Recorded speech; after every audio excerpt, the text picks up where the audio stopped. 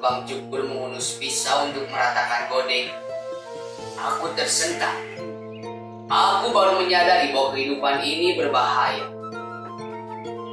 Dunia manusia sama puasnya dengan timparan, mengancam di mana-mana menganga bahaya. Siapa yang dapat menjamin kalau tukang cukur itu tidak hanya akan merapikan godeng atau jenggot kita? Bagaimana kalau ia menorehkan pisau itu ke leherku? Kita tidak boleh mengambil resiko untuk potong rambut di sembarang tempat, karena berhubungan dengan tukang potong rambut yang tidak kita kenal bisa berarti memotong leher. Bahkan dengan tukang cukur yang sudah dikenal pun pasti ada bahaya. Bagaimana kalau pisau yang terhunus di tangannya itu menimbulkan inspirasinya, ambil kenangan-kenangannya kepada perasaan marah, jengkel, atau keki, dan emosi itu sudah meluapkannya kepada kita jadi sasaran pelepasan. Dengan pikiran seperti itu, aku jadi takut potong rambut secara lengkap.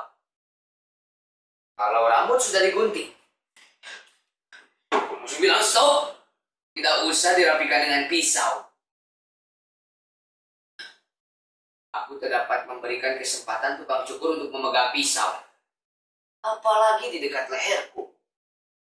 Bukan hanya dari tukang cukur, tapi dari setiap sudut, 360 derajat memancar ancaman. Di mana-mana ada bahaya. Coba apa jaminannya? Kalau kita makan di restoran, koki-koki restoran itu tidak memasukkan racun tikus ke dalam makanan kita. Kita tidak tahu siapa yang memasak di belakang sana.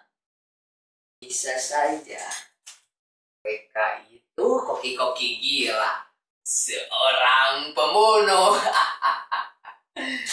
Tahu, musuh kita yang menyamar jadi koki, dengan mudahnya ia memasukkan baygon atau air aki bekas, lalu setelah 1 atau 2 jam kemudian, kita akan kaku dilarikan ke gawat darurat dan tak tertolong lagi. Jaminan apa yang ada di jalan raya? Mobil yang datang dari arah depan atau belakang kita tidak akan menggilas kita. Dan jaminan apa yang bisa kita andalkan? Bus yang kita tumpangi tidak akan masuk ke dalam jurang. Dan jaminan apa yang bisa kita andalkan? Dokter-dokter justru memberikan ramuan kimia untuk merangsang agar ganas di tubuh kita. Dan jaminan apa yang menjamin kita aman di rumah? Bahwa kabel listrik tidak akan putus, lalu menyengat kita yang sedang enak-enak tidur. Di mana-mana, di sekolah, di kantor, di jalanan, bahkan di WC sekalipun. Bahaya selalu mengintai. Kita hidup tanpa perlindungan. Kita harus melindungi diri kita.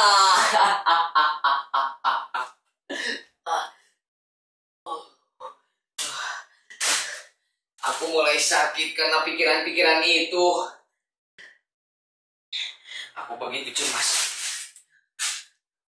Aku sudah memvonis manusia adalah pembunuh, kehidupan adalah ranjau, dan dunia adalah gelanggang pembantaian.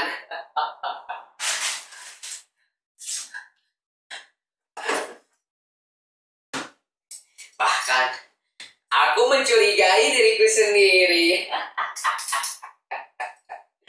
Karena siapa dapat menjamin bahwa aku dapat dipercaya?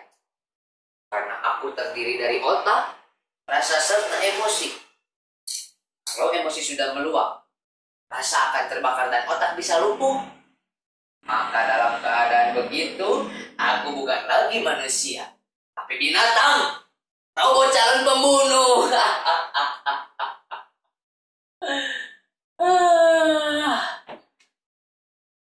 Setiap waktu aku dapat menjadi jagal orang lain. Karena siapa dapat menjamin kalau aku tidak akan meraih pisau makan di restoran, lalu menusukkannya ke lambung orang yang sedang makan di sebelahku? Apa yang dapat menjamin kalau aku tidak akan berteriak bohong, bangsa, anjing, lonte, dan lain sebagainya dalam sebuah pertemuan resmi? Dan apa yang dapat menjamin aku tidak akan merebut pistol di pinggang seorang polisi lalu menembakkannya ke atas kepala siapa saja yang kebetulan lewat? Tidak ada jaminannya, Bung. Tidak ada jaminannya. Karenanya juga tidak ada gunanya pergaulan. Tidak ada gunanya pertemuan dengan manusia lain. Karena itu jelas sudah. Kehidupan ini adalah langkah pertama membawa kita ke dalam bahaya.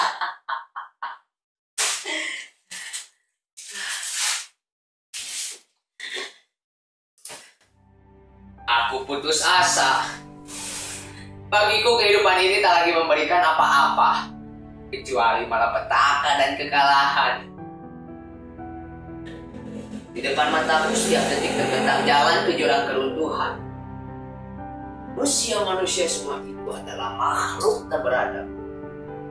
Arus deras pikiranku malah bagai air bah. Tak mampu kutahan, tak bisa kutolak, tak kuasa kuterima.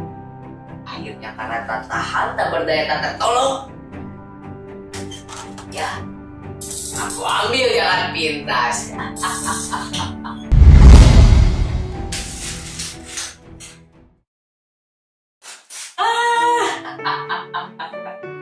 Aku tak dapat memikirkan jalan yang lebih baik dari ini. Bagaimana mengurangi bahaya yang mengepung di sekitarku? Bagaimana menghentikan bahaya yang mungkin berasal dari sel-selku sendiri? Setiap manusia adalah bom waktu bagi orang lain. Karena satu-satunya untuk menyelamatkan diri dan menyelamatkan orang lain adalah pengorbanan. Namun, yang dapat menobrak bahaya macam manapun hanyalah Tuhan, kecuali oleh sentuhan tangannya. Kalau tidak ada yang mau mengerti atau tidak mengerti, terserah. Aku dianggap sesat karena kemasukan setan. Pasrah. Aku dikubur sebagai orang gila karena pikiran-pikiran busuk berbahaya pada kehidupan. Biarin. Kepergianku justru disyukuri. Boleh. Tidak seorang pun yang bersedih. Tidak seorang pun yang kehilangan. Tidak seorang pun yang menerima. Semua mengenangku sebagai musuh. Aku, surat wasiatku, segala sepak terjangku, segala lumut pikiranku adalah virus ganas. Dalam upacara penguburan, Pak RW berpidato.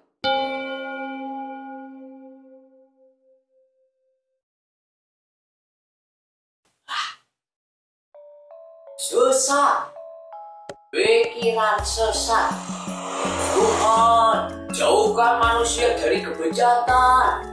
Saudara-saudara semua yang masih hidup, pikiran-pikiran kotor seperti tiup angin memenuhi seluruh lapisan udara. Tahan napas. Nah, itu semua dosa. Terlintas dalam pikiran saja. Pikiran-pikiran memintas itu neraka hukumannya. Ambisi untuk mencampuri rencananya itu harus diberantas. Bukan manusia, tapi yang di atas sana yang boleh menulis sejarah. Anti moral, berantas habis. Anti moral, berantas habis. Tapi, apa yang dilarang? Apa yang tidak boleh? Apa yang dosa? Biasanya orang selalu suka. Mereka penasaran, ingin mencoba, mau mencicip. Aku jadi laku. Melarang adalah bumerang, semua jungkir balik. Akhir adalah awal, membungkam jadi mengobarkan. Akibat dicekal, pikiranku mengamuk. Gagah berani, seksi, indah, dan bermagnet. Hatianku mempesona dan agresif.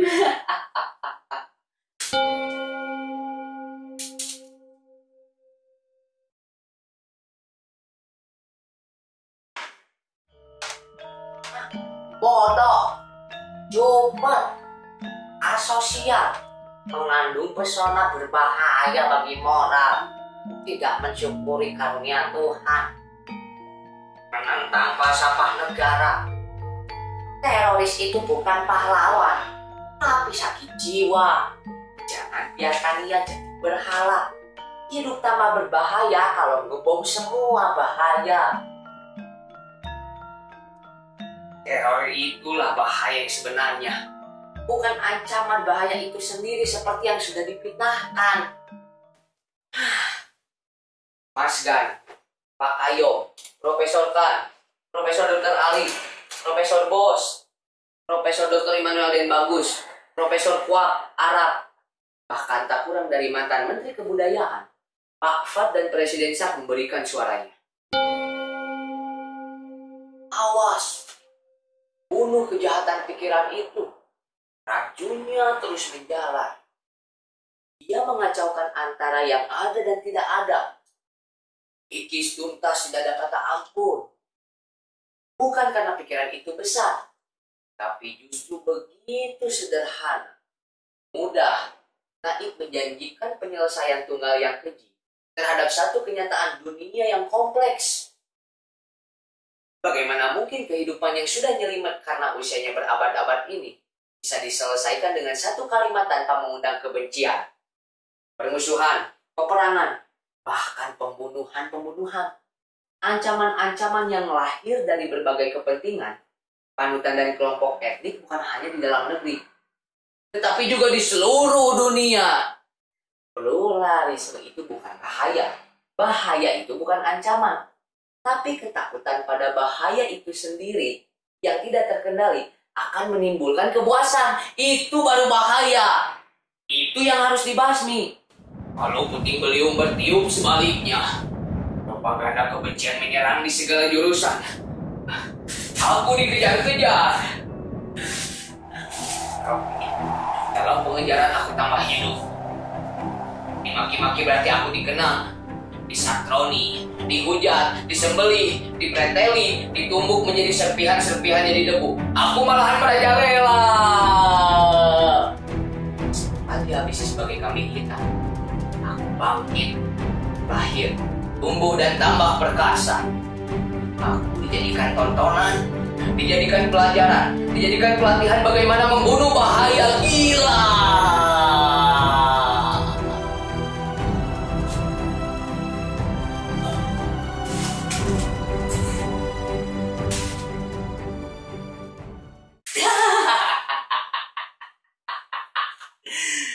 Aku adalah pelajaran bahaya.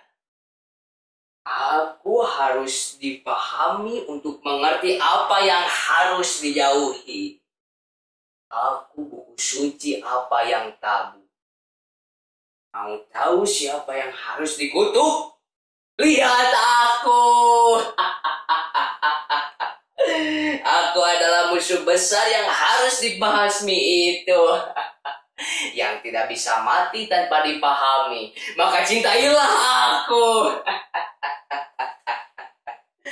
Yang tidak tahu jadi tahu. Yang tidak nges sekarang terusik. Yang terusik lalu bertindak. Yang sudah bertindak makin ganas. Yang ganas kontan dengan ingatan. Dan yang kontan dengan ingatan bablas karena yakin akan masuk surga. Setelah dibungkam, berjuta-juta bahaya baru lahir. Galak, gigit-gigit, penuh dendam. Ketika kamu sadar, mau balik langkah, sudah terlambat.